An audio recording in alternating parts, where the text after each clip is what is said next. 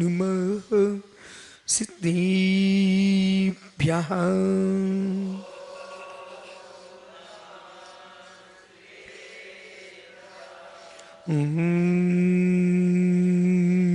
नमः सिद्धिभ्यः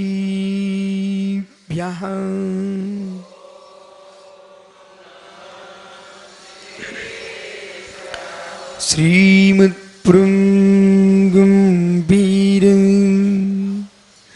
स्याद्मामोघलाञ्छनं धिया त्रैलोक्यनाथस्य साश्रिनं जिनसाश्रिनं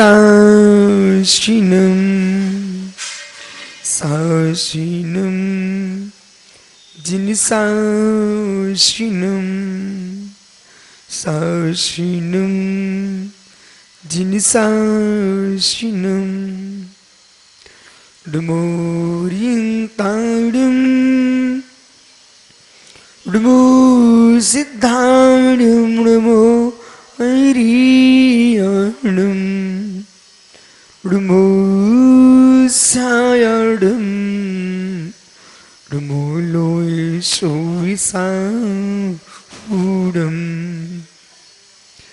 अनंत अनंत परम सिद्ध वाणी की एक जड़वान शीतला सोमे की एक जड़वान महावीर सोमे की परम पूज्य आचार्य भगवान कुंद कुंद सोमे की परम पूज्य आचार्य विराग सागर मुनि महाराज की अहिंसामय विश्व धर्म की तीर्थंकर जिनेन्द्र के पीयूष देशना जिनेन्द्र वाणी मनुष्य जगत कल्याणी ये सर्वज्ञ शासन नमस्तु शासन जयवंतो जयवंतो वितराग श्रवण संस्कृति भगवत अरहत परमेश्वर जिनेश्वर देव ने वस्तु धर्म को ब्रह्मांड के प्राणी मात्र को सहज भाव से प्रदान किया है। उस सहजता का जो आनंद है उस जगती में सर्वश्रेष्ठ आनंद है। सहज जीवन जियोगे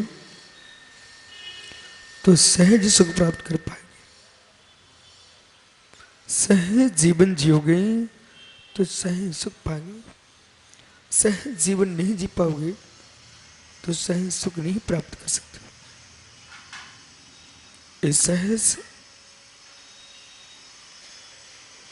अनेकार्थ बाची है। सहज को समझने के लिए बहुत पुरुषार्थ चाहिए, बहुत पुरुषार्थ चाहिए। सहज को समझने के लिए बहुत पुरुषार्थ चाहिए। सहज बिना समाधि संभव नहीं है। उस समाधि सहज नहीं है। विशेष सागर जी इस सहज पर पीयूष जैसे लोग खड़े हो गए। इस सहज का परिणाम है। सहज प्राकृतिक सहज वस्तु स्वभाव, सहज सरलता, सहज कर्म सापेक्षता।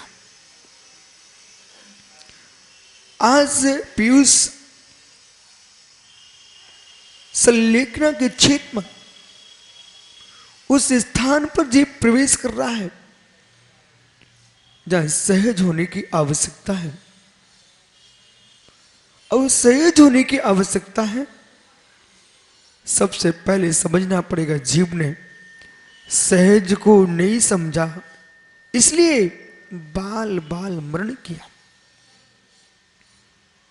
सहज को नहीं समझा, इसलिए बाल बाल मरण किया। ज्ञानियों, जैन दर्शन में समाधि मरण महोत्सव क्या भाई? तो श्राव समाधि मरणोत्साह दीपक नाम कृति में सकल कृति आचार्य महाराज ने मरण के 7 भेद किए। उन्होंने मरण के 7 भेद जो किए हैं, यद्यपि भगवती आराधना में 5 भेद किए। बाल बाल मरण, बाल मरण, बाल पंडित मरण, पंडित मरण, पंडित पंडित मरण। यहां पर इन्होंने 7 भेद किए। बोले पंडित मरण के 3 भेद किए। बाल मरण, बाल बाल मरण, पंडित मरण, फिर पंडित मरण के इंग्नी मरण, भक्त प्रतिज्ञान मरण, प्रायोगण मरण और अंतिम पंडित पंडित मरण। कितने हो गए? ये 7 हो गए। इन 7 मरणों में जो पहला मरण बाल बाल मरण है, उसे समझने की आवश्यकता है। बाल बाल मरण न हो। अव्यक्त बाल पहला बाल। अव्यक्त बाल जिसकी आयु कम है, अवस्था कम है, उम्र कम है, ऐसे बालक को बाल कहते हैं। वो अव्यक्त बाल है। विभार बाल, सबूत भैया, ये बहुत समझने का विषय। नीतिकारों ने और आज के समय में सर्वश्रेष्ठ नीतिकार आचार्य सोमदेव सूरी, चाणक्य की नीतियां, विदुर की नीतियां, नारद की नीतियां, सारी नीतियों का समूह है वो आचार्य सोमदेव सूरी की नीति है। और ग्रंथ का नाम है नीति वाक्यामृतम। श्री जिनालय में विराजमान है, अभ्यास कर सकते आप। नीति वाक्यामृतम कुरल काव्य जैसे ग्रंथों का अभ्यास तो प्रत्येक साधु को, प्रत्येक श्रावक को करना चाहिए। जन्म लेते समय मां जन्म घुटी पिलाती है, ऐसे जीवन के प्रारंभ में नीति की घुटी पीना चाहिए। नीति वाक्यामृतम ग्रंथ में सोमदेव सूरी ने गहनतम नीतियों की व्याख्या की। उन्होंने कहा जब मरण का विषय यहां पर आया तो विभार बाल जब कथन किया, अभी थोड़ी देर पहले मैंने कहा विशेष सागर जी से ये बालक को कुछ शिक्षा देना। यशोधर जी बोले मुझे क्या शिक्षा चाहिए? विशेष सागर के बेटा कैसे चले, कैसे बैठे, कैसे खाएं, कैसे पिए, इसका ही ज्ञान नहीं जीव को। वो विभार बाल है, उसका नाम है विभार बाल। कहां पर क्या बोलना चाहिए, कहां पर उदात्त का प्रयोग करें, अनुदात्त का प्रयोग करें, श्रुत का प्रयोग करें, पिलुत का प्रयोग करें, कहां पर नाराज होना चाहिए, कहां पर प्रसन्न होना चाहिए, कहां पर रोना चाहिए, कहां पर मुस्कुराना चाहिए, ये व्यवहार कुशलता चाहिए।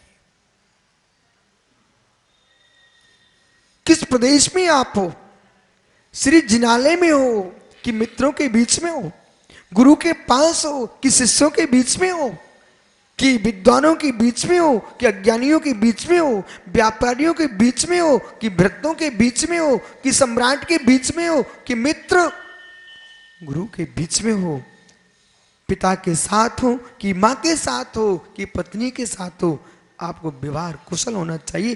कहां कैसा बोलना चाहिए। मां के सामने, क्या पत्नी के सामने की चेष्टा करेगा भाई? जो जो पुत्र पिता के सामने अपने पुत्र को सिर पर रखता है, पुराने लोग उसे ठीक नहीं मानते।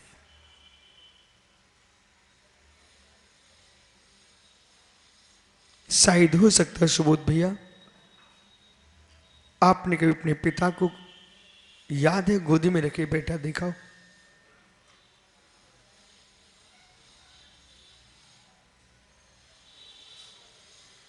पिता ने गोदी पे नहीं रखा।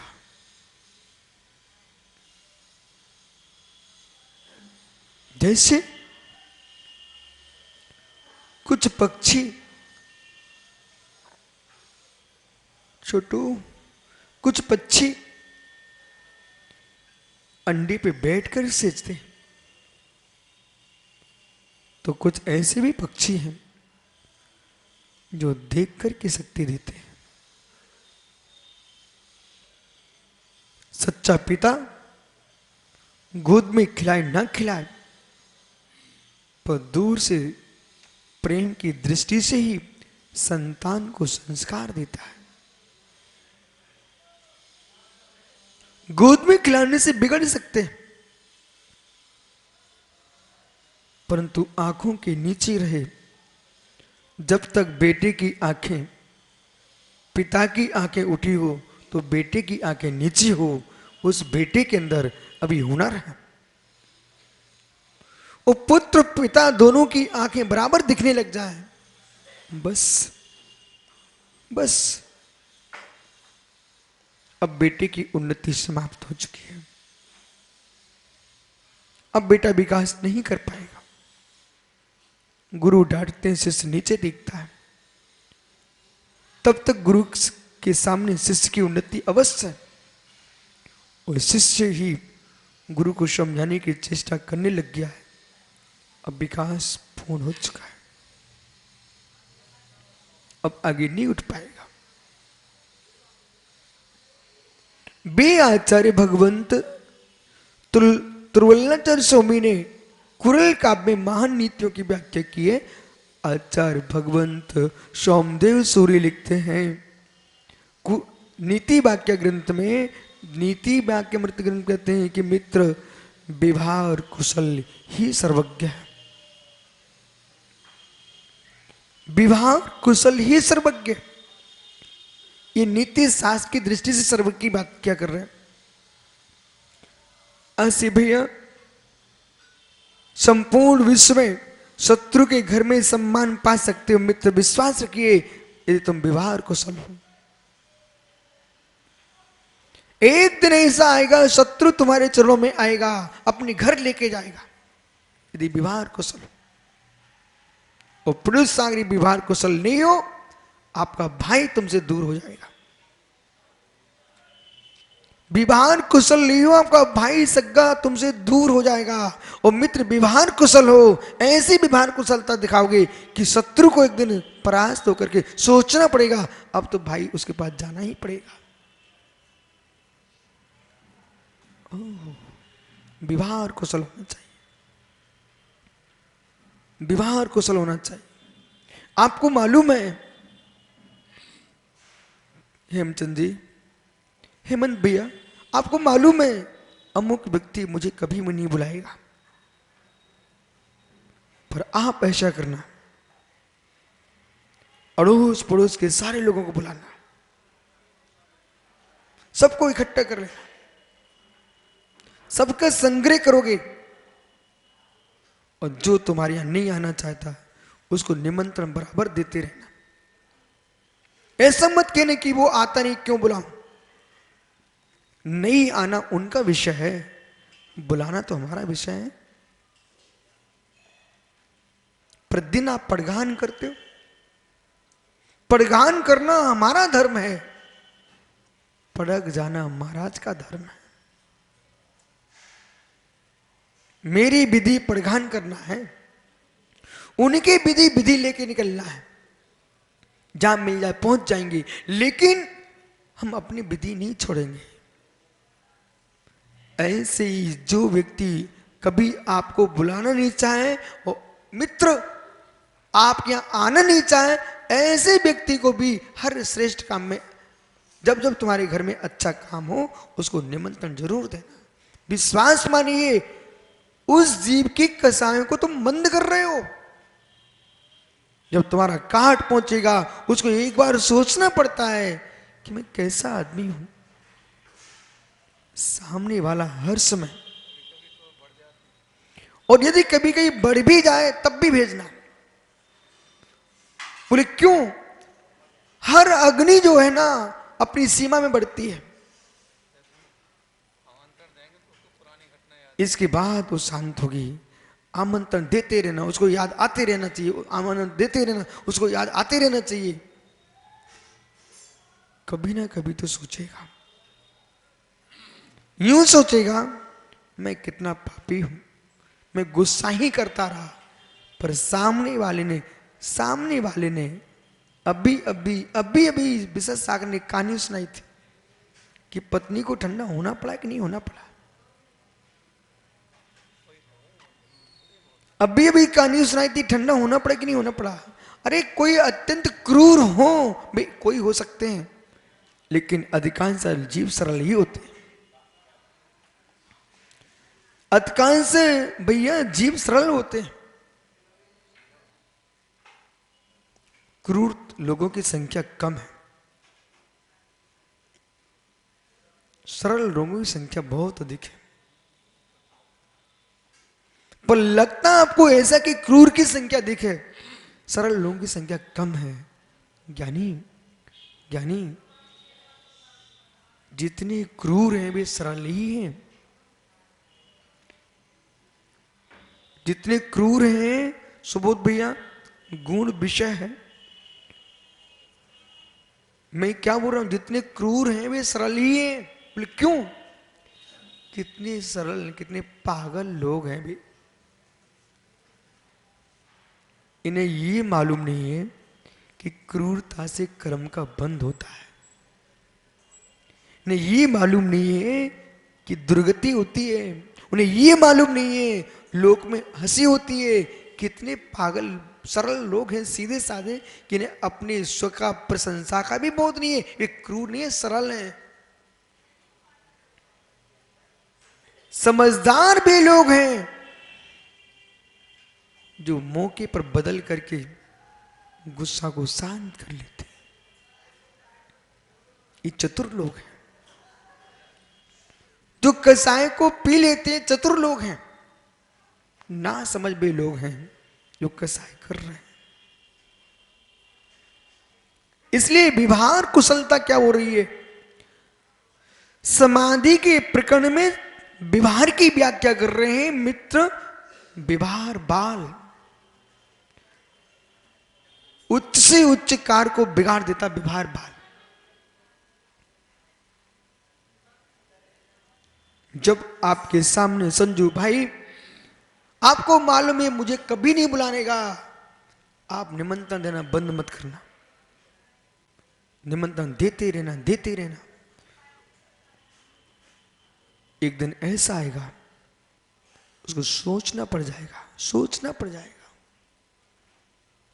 भाई चारों तरफ से मिलते रहना सब लोगों से, वे नहीं भी मिलना चाहेंगे, लोक मिला देगा। ऐसे भैया वे नहीं भी मिलना चाहेंगे, लोक मिला देगा। बोले भैया उस सामने वाला तो सबसे मिल रहा है, वो सबसे बात कर रहा है, आपकी प्रशंसा भी करता है, ये कसाय आपके भीतर ऐसा लगता है, तो शर्म के कारण उसको सोचना पड़ेगा, चलो अब भैया चलते हम चलिए गया। विभार कुशल आचार्य परमेश्वरी के विशिष्ट 8 गुण होते हैं, मालूम? विशिष्ट 8 गुण होते हैं। उन विशिष्ट 8 गुणों में विभार कुशल एक गुण है। अलग से गुण लिखे आगम में, विवाह कुशल।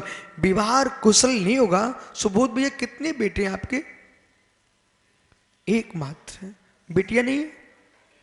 एक बिटिया है, कोई बात नहीं। ज्ञानी इतनी बड़ी उम्र में आप दो को ही संभाल पा रहे हो, और दो को संभालने के लिए कितना पुरुषार्थ चाहिए पड़ता मित्र। जिनके कोई संतान नहीं है, विश्वास मानना उनका स्वभाव अलग होता है, रूखा सूखा। और जिनकी संतान होती है उनका स्वभाव अलग होता है। जिनके बेटियां ही बेटियां हों, उस पुरुष का स्वभाव देखने अलग होगा, और जिसके बेटे ही बेटे हों उसका स्वभाव अलग होगा, और जिसके पुत्र पुत्रियां दोनों हों उसका स्वभाव अलग होगा।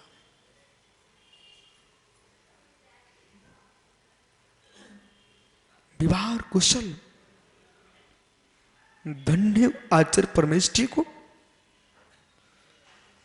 जो एक पुरुष, आप तो मालूम एक पुत्री एक पुत्र को दो मिलके संभाल रहे हो, एक पुत्र एक पुत्री को पति पत्नी मिलके संभाल पाते हैं, साथ में दादा दादी भी मिल लेते तो चार संभालने वाले हो जाते हैं। परंतु धन्य आचार्य परमेष्ठी को एक अकेले ही हजारों दीक्षितों को संभालते हैं। भैया कभी बेटे को डांटना भी पड़ता है, तो भैया कभी पुचकारना भी पड़ता है आपको। आप डांटते हो, उसकी मां पुचकार लेती है, मां डांट तो आप पुचकार लेते हो, पर गुरु को तो स्वयं ही मां बनना पड़ता है, और स्वयं ही पिता बनना पड़ता है, और स्वयं ही अध्यापक बनना पड़ता है। त्रिगुणात्मक होता है गुरु, त्रिगुणात्मक होता है गुरु। व्यवहार कुशल। क्रियासार ग्रंथ में भद्रबाहु स्वामी ने, आचार्य महाराज ने लिखा, जिसके पास व्यवहार कुशलता नहीं है और मित्र, वो संघ का नायक नहीं बन सकता। संघ नायक होने के लिए स्वयं के सुख का विसर्जन करना पड़ता है। स्वयं आपत्ति को देखते हुए भी अपनी आपत्ति भी पी के रहना पड़ती है। कई बार आशी भैया पिता के ऊपर कर्ज रहता है, कई बार पिता के ऊपर कर्ज होता है, लेकिन पिता नन्हे मुन्ने बच्चों को ये कभी एहसास नहीं करा पाता है कि बेटा मेरे ऊपर कर्ज है। यदि छोटे बच्चों को मालूम चल गया कि मेरी पढ़ाई के लिए पिताजी को के ऊपर कर्ज है, उनके मस्तिष्क में चिंता का भी भूत प्रवेश कर गया, उनकी शिक्षा समाप्त हो जाएगी। ऐसे गुरु को संसार के बहुत सारे विषय शिष्यों के बीच में रखने की आवश्यकता नहीं है। आप तो ज्ञान ध्यान तप में लीन रहिए। प्रत्येक इंद्रिय के व्यापार के लिए बीरांतरा क्रम का क्षोभसम चाहिए। सारा विषय अपने लिए सुनना भाई। प्रत्येक इंद्रिय के क्षोभसम के, प्रत्येक इंद्रिय के व्यापार के लिए क्षोभसम चाहिए। प्रत्येक इंद्रिय में वीर्यंतरा क्रम का क्षोभसम चाहिए पड़ता भैया। बिना वीर्यंतरा क्रम के क्षोभसम के आप जोर से बोल नहीं सकते हो, और जोर से सुन नहीं सकते हो, देख नहीं सकते हो मित्र, सूंघ नहीं सकते हो, चख नहीं सकते हो। जिनको उत्साहित होने के परिणाम है, उत्साहित रहना। धन्नो जीव को जिसने गुरु का पड़गान देखा, गुरु का पड़गान आहार दिए, वो आहार देकर के आरती उतारी सुब्रत सागर जी, पाद प्रक्षालन किए, इतना उत्साह भर गया जीव, वो आरती लेते लेते चला गया। ऐसा जीवन जीव का जाए जिसने कभी अपने पति से नहीं कहा कि पानी दे दो, कि बेटे से कहा कि भैया मुझे उठा लो। मित्र, ऐसा जीवन, वही तो मैं चाहता हूं कि प्रवचन करते करते जाऊं।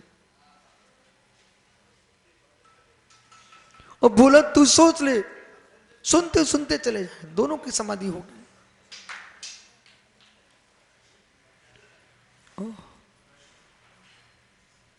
सुनते सुनते जाए।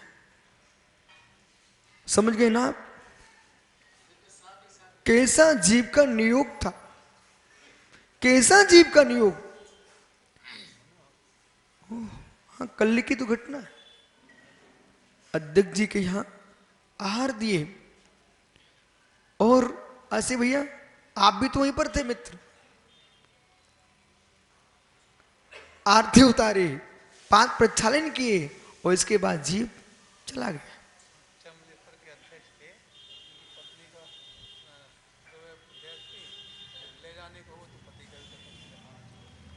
ओहो हो, ज्ञानी पर ऐसा नहीं हो कि पत्नी के वियोग को देख करके पति भी चला गया। महाराज जी कह रहे हैं तो कभी ऐसा भी होता है। चमलेश्वर के अध्यक्ष जी पत्नी के संस्कार होने जा रहे थे, उन्होंने देखा अचानक वो जीव भी चला गया। ऐसी जोड़ी थी। पर ज्ञानियों, उत्साह शक्ति, उत्साह शक्ति, उमंग, इसलिए जीवन में आसिफ भैया जब भी मन कहता अभिषेक करने चलो, देर मत करना। उमंग, जो उत्साह अपना है, इस उत्साह को बचा के रखना, बचा के रखना। और हो सकता है तो संजू को भी खड़ा कर लेना, चलो भैया। उमंग, जितनी उत्साह शक्ति होगी, उमंग होगी, और दूसरे को लेके गए आप प्रेम से और वो चला गया, ये तुम्हारी व्यवहार कुशलता है। व्यवहार कुशलता है। और व्यवहार कुशलता मालूम करोड़ों रुपए का व्यय बचा लेती है। व्यवहार कुशलता मालूम गांव में ऐसे पैसे लगा के काम कराया जाए तो किसान मित्र कभी भोजन नहीं कर पाएगा। इतने काम होते घर में, इतने काम होते हैं, बहुत द्रव्य लगता है। एक ये मंडप आपने बनाया, इसमें द्रव्य खर्च हुआ कि नहीं हुआ? गांव का आदमी द्रव्य खर्च नहीं करता, बस मात्र व्यवहार कुशल। बड़े बड़े मकान पर टपरे बनाते हैं, और लोग कैसे बनाते हैं? एक आदमी कैसे बनाएगा? अड़ोस पड़ोस को बुला लिया, मात्र सुंदर भोजन कराया, उनने उनका छपरा बनवा दिया, उनने उनका छपरा बना दिया। अभी ट्रैक्टर चलना प्रारंभ हो गए हैं, इसके पहले तो बड़ी बड़ी जमीनें थी, बड़े बड़े खेत थे, बैलों से होती थी। तो एक लंबा खेत कैसे होगा? अड़ोस पड़ोस के लोगों को बुला करके, उनके बैल तुम्हारे खेत में काम कर रहे हैं, तुम्हारे बैल उनके खेत में काम कर रहे हैं, ऐसे काम हो जाता था। मित्र खेती करते थे तो व्यवहार कुशलता से, समाधि होगी तो व्यवहार कुशलता से। विराजो ज्ञानी, बताता हूं कैसे होगी व्यवहार कुशलता से। आज मैंने निर्णय किया है कि हमारे भैया विशेष सागर जी बिहार करके आ रहे थे और मैं उनको लेने पहुंच गया, तो कोई पाप कर दिया क्या? व्यवहार कुशलता। आज तुम थोड़े झुके हो, वो सामने वाला पूरा झुकेगा। आज तुम लेने गए हो, कभी ऐसा भी तो दिन आएगा कि आप कहीं पहुंचोगे तो मित्र उनको भी सोचना पड़ जाएगा, अरे महाराज जी मुझे लेने आए थे, अपन लेने चलते हैं। यदि हम एक ढोलक को लेके गए थे, वे मेरे मित्र 50 बैंड लेके आएंगे। आप कुशल तो बनिए, व्यवहार कुशलता चाहिए आपको।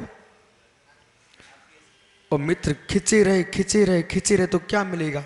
समाज में क्लेश और स्वयं के परिणामों में क्लेश। व्यवहार कुशलता, आचार के अंदर व्यवहार कुशल गुण लिखा आगम में। मधुबन में भैया मैंने सुना दूर से ही, यहां पर तो सभी महाराज अपने अपने यहां रहते, कोई कहीं आते जाते नहीं। मैंने कहा ठीक है, समय आएगा सब आएंगे। आज से मैं स्वयं सब जगह घूमे आया। जब स्वयं तुम जाओगे ना मित्र, विश्वास मानना, विश्वास मानना। फलवान होता है, फलवान होता है, बलवान होता है, पर झुका होता है। जो वृक्ष फलवान होता है, बलवान क्यों कहा? दुनिया उसके पास आती है, पर वो झुका होता है। इसलिए विश्वास मानिए। आप गुड़ी हो ना, ये कभी मत सोचो मैं गुड़ी हूं तो क्यों झुकूं। अरे गुड़ी ही तो झुकता है, गुड़ी थोड़ी झुकता है। झुकना सीखो, व्यवहार कुशल। तो पहला व्यवहार बाल। व्यवहार बाल का मतलब समझ में आया आपको? जिसको ये भी निर्णय नहीं है कि पिता के सामने कैसे बैठना चाहिए, गुरु के सामने कैसे बैठना चाहिए, जिनवाणी के सामने कैसे बैठना चाहिए, मंदिर की सीढ़ी पर ताश खेलना चाहिए कि नहीं खेलना चाहिए, मंदिर की सीढ़ी पर माला फेरना चाहिए कि चौपड़ खेलना चाहिए, व्यवहार कुशल नहीं है। श्री जिनालय में लड़ना चाहिए कि नहीं लड़ना चाहिए, वहां जिनवाणी सुनना चाहिए कि नहीं लड़ाई सुनना चाहिए। क्या नहीं, तत्वज्ञानी जीव जैसे समझदार अपने घर के द्वारे के गड्ढे को भरता मुमुक्षु जैन, तेजुपुत्र गड्ढे को भरोगे कि घर के द्वारे पे गड्ढा करोगे? मेरे पास इतना समय नहीं है। घर के द्वारे पर गड्ढा खोदोगे कि गड्ढा भरोगे? और गड्ढा खोद भी के रखोगे तो गिरेगा कौन? मित्र, ज्ञानी जीव, मंत्री जी, छोटे बड़े, ज्ञानी जीव घर के द्वार पर गड्ढा खोदता नहीं है, द्वार पर गड्ढा भर देता है। ऐसे ज्ञानी जीव विसंवाद करता नहीं है, विसंवाद मिटाता है। शांति चाहिए, शांति चाहिए तो क्लेश को विराम दीजिए। व्यवहार कुशल और व्यवहार बाल सर्वत्र असम्मान को प्राप्त होता है। बेचारा अच्छा भी करना चाहता है पर अच्छे करने का भी समय होता है, बुरा भी करना चाहे तो उसका भी समय होता है, अच्छा भी बोले तो उसका भी समय होता है, बुरा भी बोले तो बुरा नहीं लगता, समय होता है। भूल किए और आपने किसी को डांट दिया, वो कुछ नहीं बोलेगा। मित्र सुबोध जा रहे थे मंदिर में कलश लेकर के, वो आप कह रहे भैया आप तो भिखारी हो, हमें सोच जाना है, पानी दे देना। कैसा पागल आदमी है। वो तो मंदिर में कलश लेके जा रहे थे, उसी से तुम मांगने आए हो। बोले भैया आप तो दयानी जीव हो, दानी, और तो आप कुशल आदमी हो, मुझे पानी दे देना। कुएं से पानी लेके अभिषेक करने जा रहा था। बोले क्यों चाहिए? बोले मुझे सोच जाने संडास से। ओहो, एक व्यक्ति जा रहा था संडास से, वो कह रहे भैया सुनो ना, अब वो शौचालय की सीढ़ी पर चढ़ रहा, तुम कह भाई ये गाता सुने ना समय सार की। सब पागल आदमी। तो मित्र, व्यवहार कुशल। और ये विद्या मालूम पढ़ने से नहीं आएगी, तुम्हारे स्वभाव से आएगी। बहुत सारे जीव पढ़ के बैठ गए लेकिन व्यवहार कुशल नहीं हो सके। इसका नाम है व्यवहार बाल। तीसरे बाल का नाम है ज्ञान बाल, चारित्र बाल, जो संयम पालन करने में कुशल नहीं है, उच्चारित्र बाल है। अथवा नवीन दीक्षित है, चारित्र बाल है। तप बाल, जो तपस्या करने में क्षीण है, ये तप बाल है। ऐसा बाल जीव जो ज्ञान में भी बाल हो, तप में भी बाल हो, सम्यक्त में भी बाल हो, सम्यक्तहीन है, उसका नाम है बाल। ये मिथ्या दृष्टि का मरण बाल क्यों का? इसलिए बाल का है। सम्यक दृष्टि जीव के मरण को बाल का है। क्यों कहा? क्योंकि इसके पास सम्यक्त तो है, इसलिए ज्ञानी है, युवा है, बाल नहीं है। परंतु संयम अपेक्षा बाल है, संयम नहीं है, इसलिए बाल है। बाल नहीं है, बाल है।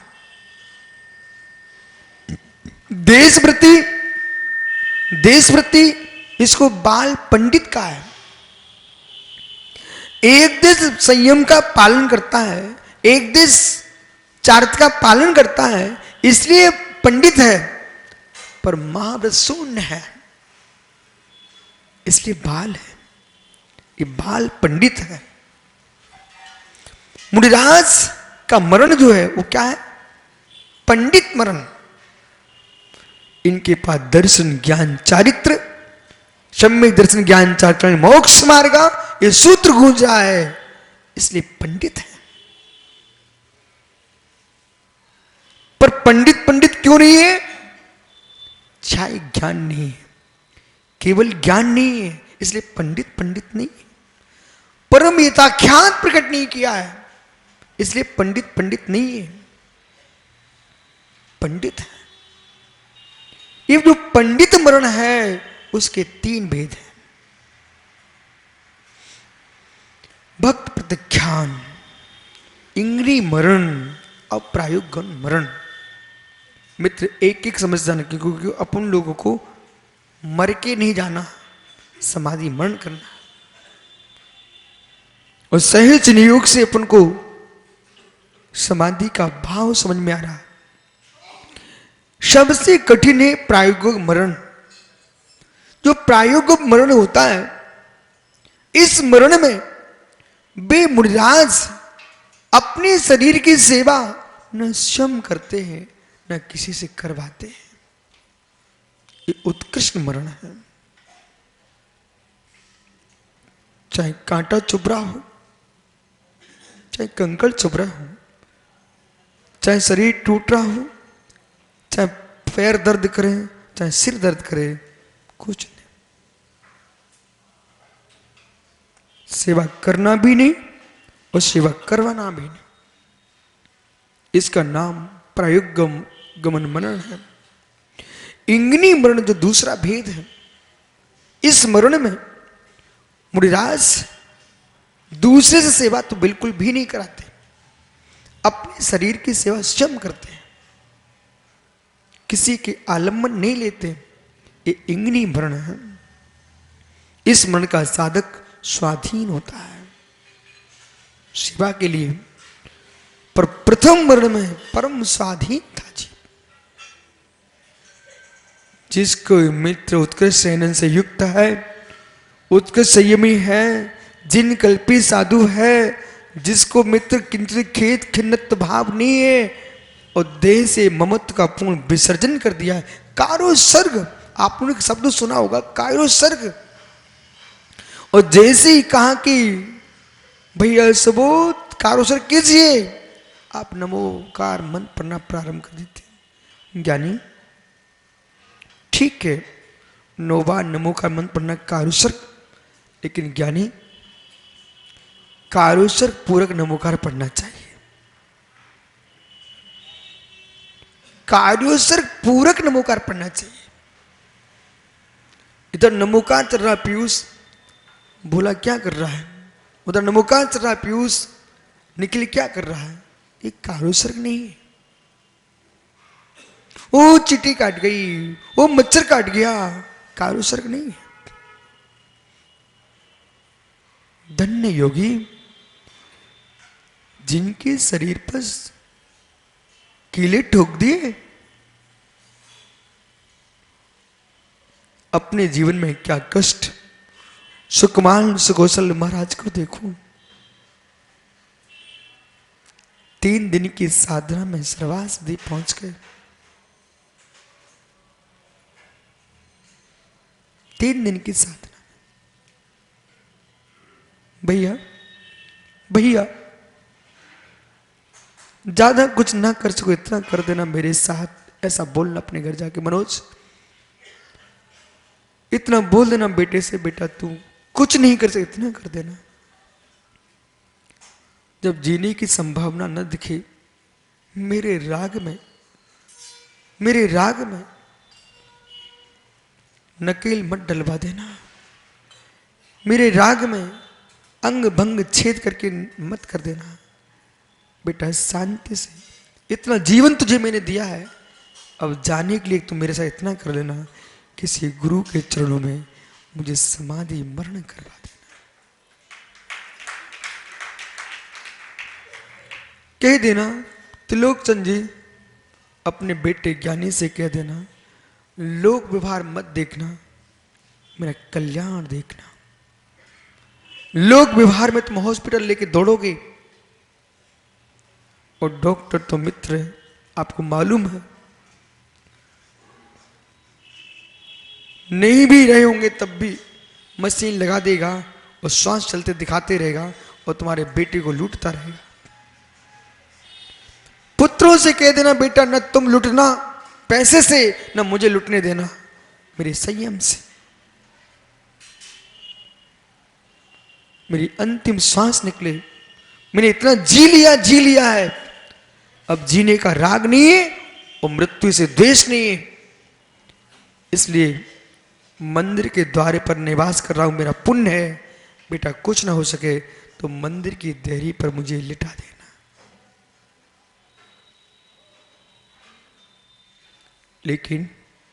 लेकिन अवस्था ढल चुकी है, संभावना है नहीं है, कम से कम शांति से मुझे चले जाने देना। कितने लोग अपने बेटों से कह देंगे, कहोगे क्या? जरूर कह देना, हम तो कह ही रहे हैं, आपको पता ही है, सब समझ रहे हैं।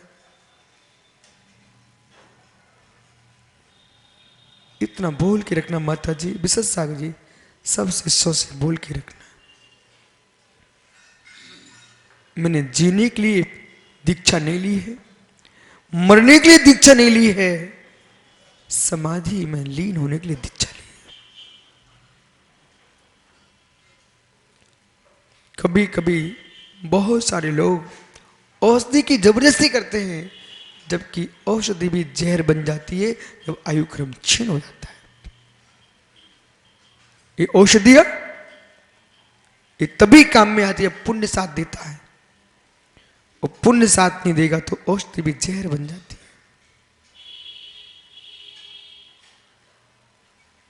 वैद्य शरीर के रोग ठीक कर सकता है, कब? आयु क्रम में शेष। तो धनवंतरी को ही मृत्यु हुई है, जिसे आयुर्वेद का लोग कर्ता मानते हैं, सब धनवंतरी की मृत्यु हुई है कि नहीं हुई? इसलिए देवों को अमर कहा जाता है, उन देवों का भी मरण होता है। किसी भी के घर में किंचित भी किसी का वियोग हुआ है, मित्र बिलखने के लिए नहीं हुआ है, सजग होने के लिए हुआ है। प्रदीप किसका कब दिन आएगा? कल बातें करता जीव, दूसरे कल में बातें रह जाती, पल नहीं लगता, पल नहीं लगता। मालूम मंत्री जी, कई बार लोग मेरे से कहते हैं, आप आचार हो, थोड़ा रुतबा दिखाओ। हाँ, आपको मालूम होना चाहिए, अलग से लोग पढ़ाने आते हैं मुझे, कुछ दिखाओ। तुमको मालूम नहीं है, सरलता से बात, दुनिया में रुतबा है कौन सी वस्तु?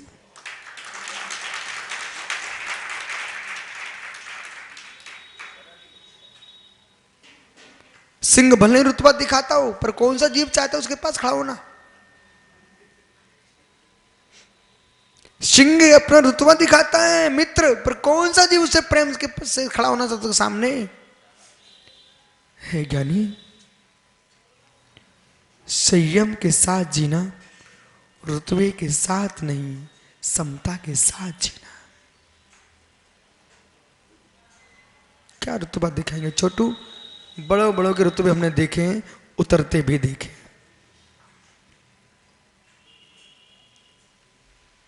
जो जमीन पर किसी को जीने नहीं देते थे, आज क्षण क्षण को रो रहे हैं। सबके दिन एक से नहीं होते, सबके दिन एक से नहीं होते। सुब्रत सागर जी, शेर जैसे दाढ़ निभा को बिल्ली जैसा मैंने देखा है। समय देख के जीना चाहिए। महात्मा प्रसन्न सागर जी,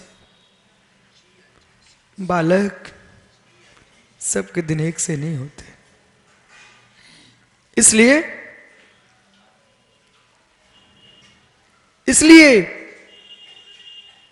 ऐसे जियो जैसे वृक्ष जीता है। हे अंकुर, हे अंकुर, तू जमीन से उगा है, तेरी शाखाएं गगन में जाएंगी, पर मेरी बात सुन हे अंकुर, कितनी गगन में तेरी शाखाएं जाएंगी, जब तुम गिरेगा तो शाखाएं जमीन में ही आएंगी।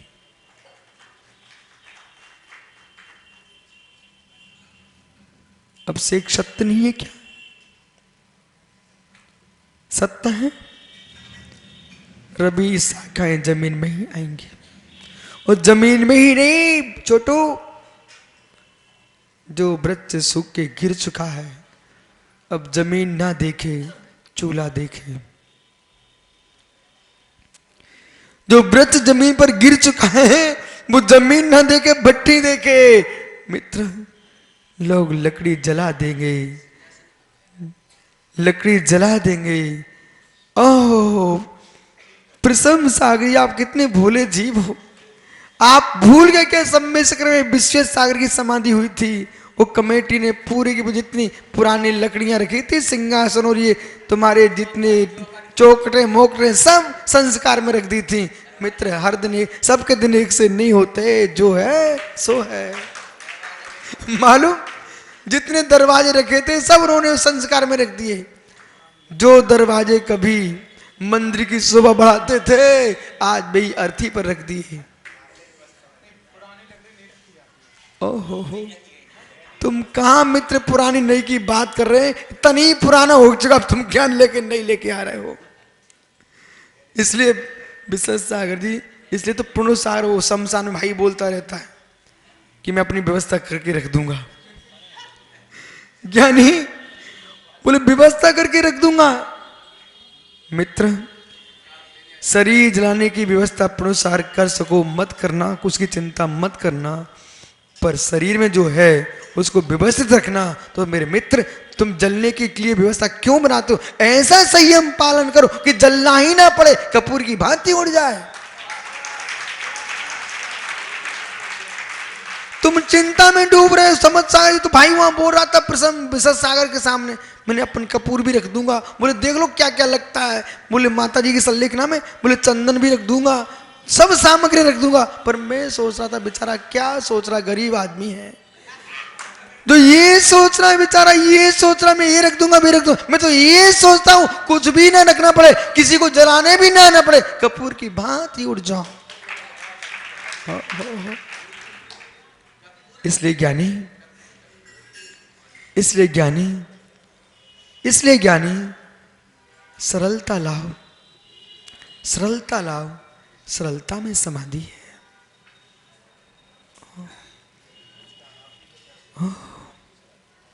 मित्र, कौन किसकी समाधि कराता है? ये व्यवहार है। कौन किसकी समाधि कराता है? तो व्यवहार है। समाधि तो मेरी धी कराएगी, सामधी कराएगी समाधि। सामधी कराएगी समाधि, बुद्धि की साम्यता ही समाधि। ये जितनी आप बैठे ना, ऊपर नीचे खड़े ना, मित्र सब समाधि कर रहे हैं। 17 प्रकार का मरण होता है। 17 प्रकार के मरण में एक मृत्यु का नाम है, मालूम विश्वेश सागर जी? 17 प्रकार का मरण होता है। उस 17 प्रकार के मरण में एक आबीची नाम करके मरण होता है। जो प्रक्षण आयु कर्म के निषेध क्षीण हो रहे हैं, वो आबीची मरण चल रहा है। इसलिए मित्र, जैसे आप गाड़ी चलाओ ना चलाओ, ओ आगे बढ़े ना बढ़े, चाबी लगा चुके हो, इंजन चालू है, सुबोध भैया तेल जलेगा कि नहीं? तेल जलेगा कि नहीं? जब तेल जल ही रहा है ना, तो मित्र चलो मंदिर की ओर दौड़ा दो गाड़ी को। क्यों तेल खड़ी खड़ी जला रहे हो? मंदिर को ले चलो ना, क्यों जला रहे हो? ऐसे बाल को युवाओं, बेटा जितने घर में सो रहे ना, उन सबसे कह देना, सुन रहा ना भैया, बोले जब तेल जल ही रहा ना, तो क्यों ना हम अच्छे काम में लगा दें। मेरे मित्र, जब आयु नष्ट हो ही रही है, क्यों ना गुरु को आहार दे लें, भगवान की भक्ति कर लें, जिन वाणी सुन लें, आयु तो नष्ट हो ही रही है।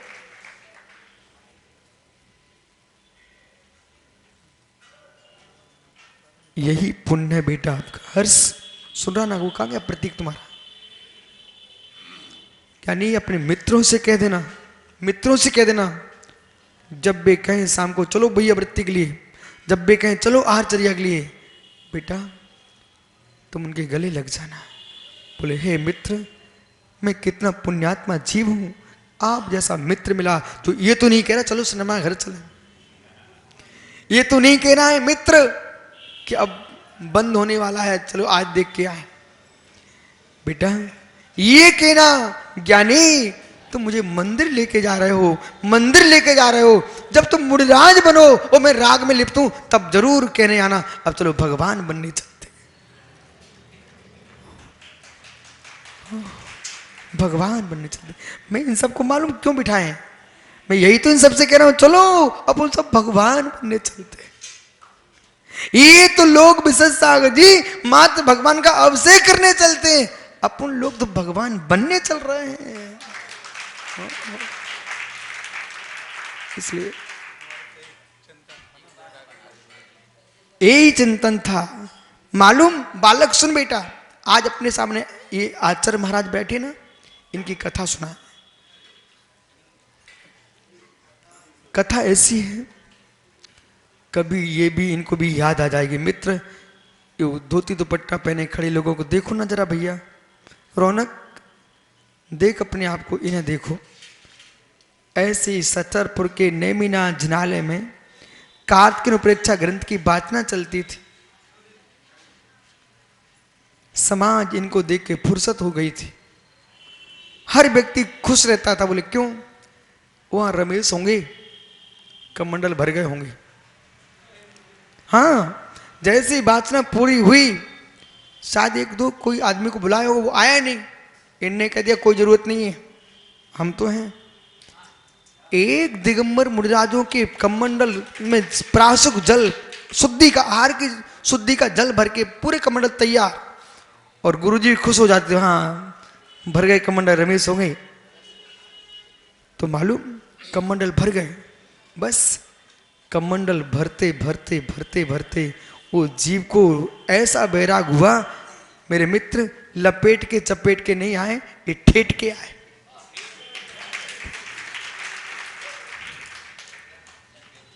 जब लपेट में चपेट में सर्वार सागर जी क्या होता है क्या सर्वार? अच्छा, लपेट चपेट। अब कल इनके जब प्रवचन हो ना विशेष सागर के, भैया कल का विषय आपका लपेट चपेट और ठेठ पे प्रवचन करना आपको। ये आपके मुख से बहुत अच्छे लगेंगे। जैसे अभी आपने क्या सुनाया था, वो पत्नी रो रही थी, जानवर सब सुना दिया आपने। तो कल आपका विषय क्या है, लपेट के चपेट के और ठेठ के। भैया जरूर सुनना। तो यानी लपेट के चपेट के लोग जो होते ना, वो आजीविका करने आते हैं, जो ठेठ के होते हैं वो भगवान बनने आते हैं। आई तो बाल को सुनो बेटा, धोती दुपट्टा पहन करके प्राशुक जल मुनियों को बैयावृत्ति करते करते उनकी बैयावृत्ति होने लग गई है, भगवान बनने आए थे। पर मेरा विश्वास है, जिन लिंग जिसने भाव से धारण कर लिया उसको भगवान बनने में रोकने की ताकत भगवान की भी नहीं है। आपका समय हो गया। कितना विषय होता है, आप लोग नहीं सोचते कि आज तो पूरा हो ही जाएगा, और नया विषय आ गया। सहज, पीयूष कल याद दिला देना, वो कल भी मैंने कुछ कहा था, याद दिला देना। यानी सहज, उस सहज पर तीन विकल्प खड़े हुए हैं और बोला तीनों विकल्पों पर आपको चर्चा करना है। इस सहज के नाम पर बड़े बड़े अनर्थ हो चुके हैं। सहज सहज सहज, तीन बार सहज बोला है और तीनों सहज का अर्थ भिन्न भिन्न। जानियो, सहज के ऊपर नियम सार ग्रंथ में व्याख्यान है। ग्रंथ का नाम मैं बोले देता हूं, छुपाने का कुछ भी नहीं अपने पास। नियम सार ग्रंथ में सहज की व्याख्या है। और सहज की व्याख्या आचार्य भगवंत प्रभाचंद्र स्वामी ने प्रमेय कल्म मातंड में किए, विशाल रूप से किए। वो सहज की व्याख्या तो हर व्यक्ति को पढ़ना चाहिए। यदि पीयूष प्रमेय कल्म मातंड के सहज की व्याख्या पढ़ ली ना, तो मित्र दाढ़ी वाले का सहज समाप्त हो जाएगा। क्योंकि उन्होंने जो सहज की व्याख्या की है वो विपरीत सहज की व्याख्या हो गई है। और जो हमारे एकांकी निश्चयाभासी सहज की व्याख्या करते हैं वो भी विपरीत है, वो विपरीत है। इसलिए नियम सार का सहज और प्रभाचंद्र स्वामी के प्रमेय कल्म मातंड का सहज, इन तीनों दोनों सहजों पर समझना चाहिए। और मित्र सरलता का सहज। जाओ सल्लेना दुबिया अवत बहिरम छेव अभ्यंत कसाय बहिरिया हुई सधीरे। संलेखना दो प्रकार की है, आभ्यंतर संलेखना और बहिरंग संलेखना। कसायों का निग्रह करना ये अंतरंग संलेखना है, और शरीर को क्रस करना ये बाह्य संलेखना है। आगे विचार करेंगे। आत्मा स्वभावम परिभाव भिन्नम, आत्मा स्वभावम परिभाव भिन्नम। आत्मा का स्वभाव प्रभाव से अत्यंत भिन्न महावीर स्वामी की